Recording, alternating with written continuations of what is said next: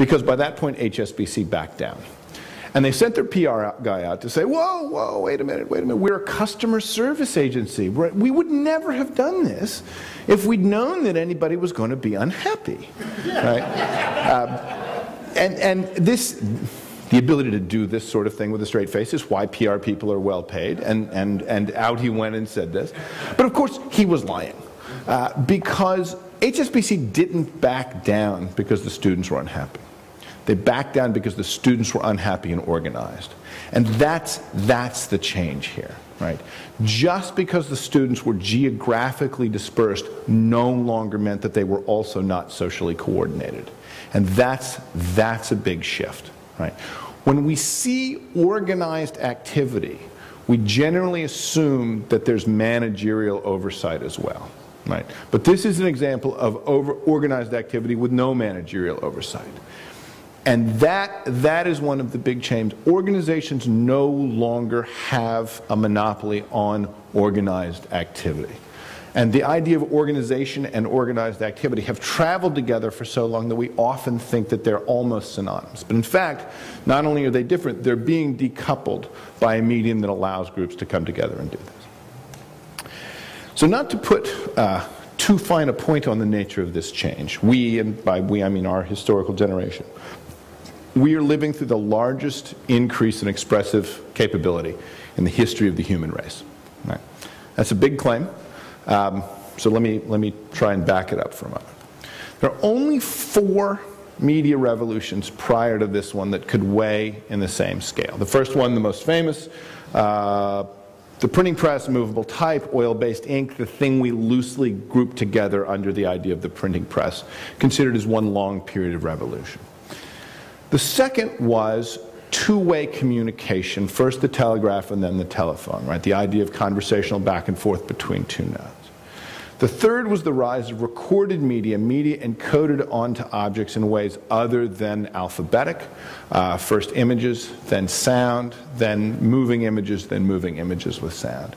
And finally, about 100 years ago, the harnessing of electromagnetic spectrum to move images and sound through the radio and television, right? That is the media background up to about 1970. There's a curious asymmetry in that collection of media, though, which is the stuff that's good at creating conversations isn't good at creating groups, and the stuff that's good at creating groups isn't good at creating conversations, right?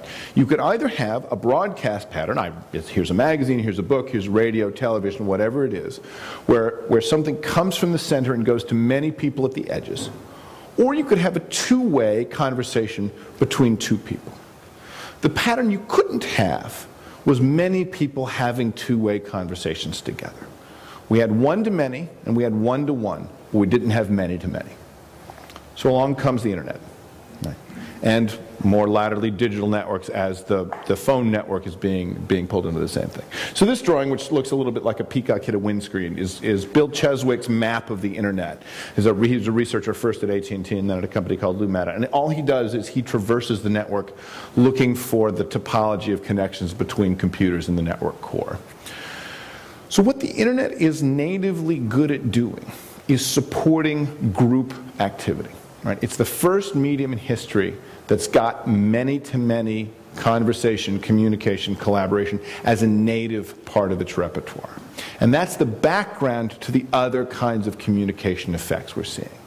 But in addition, right, what it's also doing is becoming the substrate for the moving of all previous media. Right? In fact, the internet is in a way the first invention we've had that really merits the label media, because it's the first truly general purpose middle layer for communication. And what that's done is it's pushed the broadcast pattern and the communication pattern together.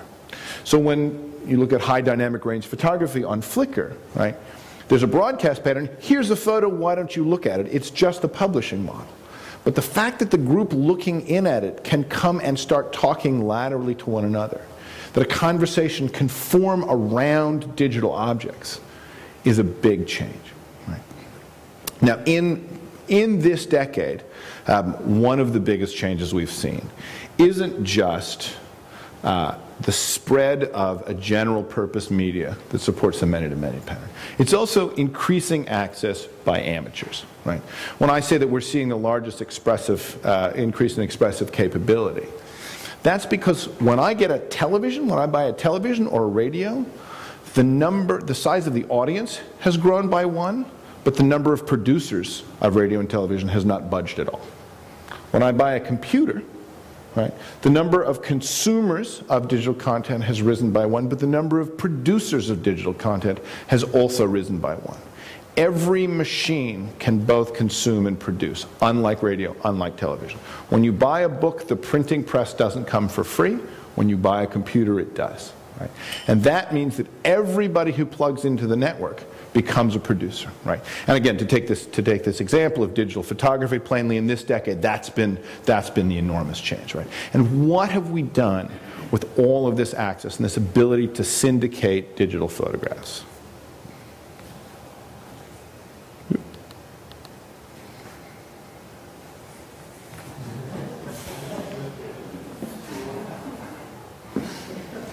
Maybe have to rethink that amateur media thing. So why would anybody publish stuff like that, right?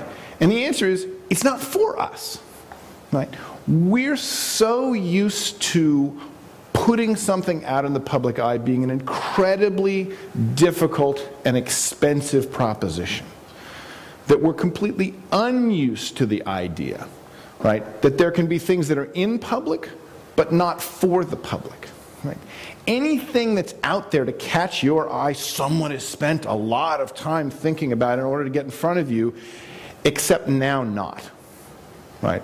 Because the public sphere has grown to encompass all kinds of expression, some of it of a concern only to a small circle of friends, right? Any day of the week, you could go down to the mall and sit next to a group of teenagers and listen in on their conversation. And it would be the oral version of the photos I just showed, right? But it's pretty clear in that circumstance that you're the weird one, right? Because what are you doing down at the mall listening in on the teenagers, right? When the public exchange of material grows so vast that anybody can do it, you get groups of people who are talking to each other out in public in exactly the way people do in the mall. But the side effect is the material persists and can be widely seen. And we're having to grapple with a world where in public doesn't necessarily mean for the public, right? When media was expensive, as it was for the public up until 1991 when the first public access of digital networks appeared, there were really only 2 ways that a piece of media would be produced and distributed in the world because of the cost. The first way was the commercial way, where if revenues exceed expenses, then someone's going to do it, right? The classic market proposition. The other way was public service, right? If public value was high enough, some government agency or nonprofit will undertake to do it, right? None of the photos that I just showed fit either of those models, right? Because when the cost goes low, there is a third kind of production, which is social production. And the logic of social production is, why not? Right? Why not put it up?